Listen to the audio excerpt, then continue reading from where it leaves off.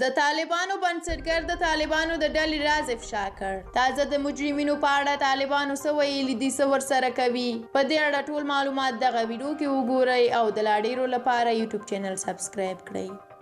د طالبانو د ډلې یو بنسټ ایښودونکي او د دې ډلې د پخواني رژیم د امر بالمعروف رئیس ملا نورالدین ترابي ویلي دي چې هغه سخت قوانین به چې د طالبانو لخوا د 1996 تر 2001 کال پورې نافذ وو بیا عملي شي.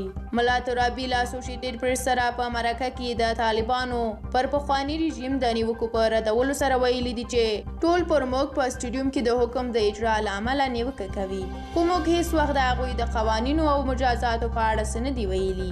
هیڅوک موږ ته نشي ویلی چې زموږ قوانین باید څه ډول وي. موږ له اسلام څخه پیروي کوو او قوانین باید د قرآن پر اساس جوړ کړو.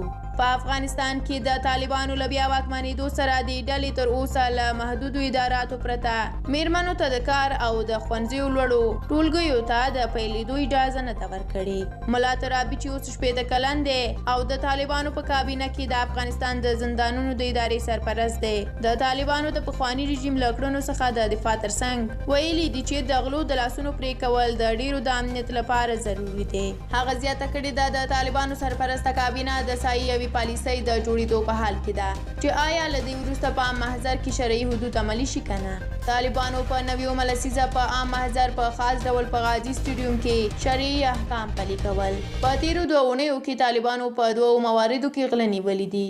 د هغوی مخونه یې تور کړي دي او بیا یې په کابل ښار کې ګرځولي دي، هغه کار چې تل د طالبانو پخواني رژیم کې ترسره کېده.